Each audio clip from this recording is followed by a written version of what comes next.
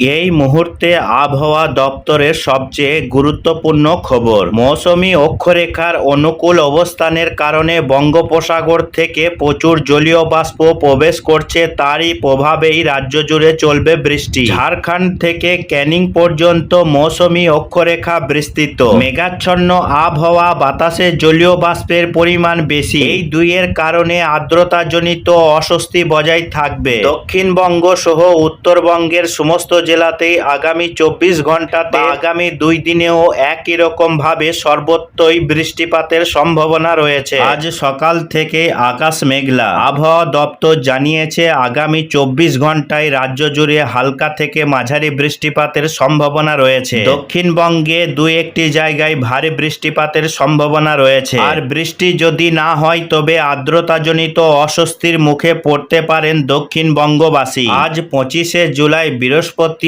আজকে এক দফায় উপকূলবর্তী এলাকাগুলিতে বৃষ্টি রয়েছে। উপকূলবর্তী 2 চব্বিশ পরগনা, 2 মেদিনীপুর জেলাতে হালকা থেকে মাঝারি বৃষ্টি। কলকাতা, হাওড়া, হুগলিতে হালকা বৃষ্টি। এদিকে আজ দুপুরের পর থেকে বৃষ্টি বাড়ার সম্ভাবনা রয়েছে। বৃষ্টি হবে খড়গপুর, কালীঘাট, হলদিয়া, বেলদা, বালিচক, হাবড়া, সাতক্ষীরা, তমলুক, বারুইপুর, গঙ্গাসাগর, নামখানা, কুলপি, ডায়মন্ড হাওড়া, ঝাড়খালি, রায়দিঘি এই এলাকাগুলিতে দুপুর 1টা থেকে হালকা থেকে মাঝারি, কোথাও কোথাও ভারী বৃষ্টির সম্ভাবনা রয়েছে।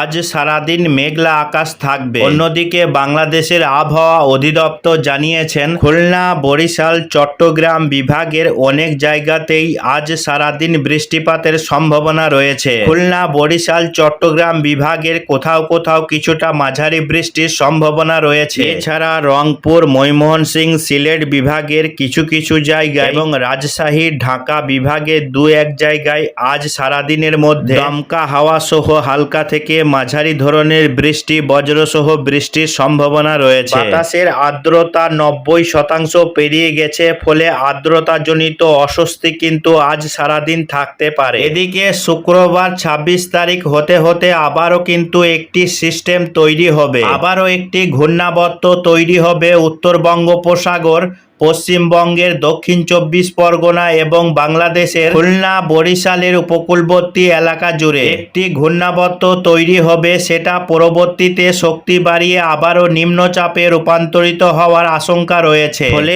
আগামী 26, 27, 28 এই দিনগুলিতে আবারও এক দফায় ভারী বৃষ্টি হতে পারে বা বৃষ্টির মাত্রা বাড়তে পারে। বিশেষ করে বাংলাদেশের খুলনা, বরিশাল, চট্টগ্রাম, পশ্চিমবঙ্গের কলকাতা, হাওড়া, হুগলি, উত্তর ও দক্ষিণ 24 পরগনা, 2 মেদিনীপুর এই জেলাগুলিতে আগামী শুক্র, শনি, রবি এই দিনগুলিতে কিছুটা বৃষ্টির মাত্রা বাড়বে। তবে উপরের জেলাগুলিতে আগামী কয়েকটা দিন বৃষ্টির সম্ভাবনা খুবই কম রয়েছে। উপরের বীরভূম, মুর্শিদাবাদ, 2 বর্ধমান এই জেলাগুলিতে মূলত হালকা বৃষ্টি হতে পারে আগামী কয়েকটা দিন। যদিও বৃষ্টির মাত্রা আগামী 48 ঘন্টা পর থেকে কমে যেতে পারে। উপরের জেলাগুলিতে বৃষ্টির মাত্রা কমতে চলেছে। তবে উপকূলবর্তী জেলাগুলিতে আগামী 2 থেকে 3 দিন বেশ খানিকটা বৃষ্টি রয়েছে। এদিকে আজও আগামীকালের জন্য উত্তরবঙ্গের কোথাও ভারী বৃষ্টির কোনো পূর্বাভাস আপাতত নেই। শনিবার নাগাদ কালিম্পংয়ে ভারী বৃষ্টি হতে পারে। রবিবারে ভারী বৃষ্টি হতে পারে দার্জিলিং, জলপাইগুড়ি, কালিম্পং, আলিপুরদুয়ারের কোনো কোনো জায়গায়। অন্যদিকে মুম্বাইয়ে আরব সাগরে জলোচ্ছ্বাসের আশঙ্কা রয়েছে। উপকূল সংলগ্ন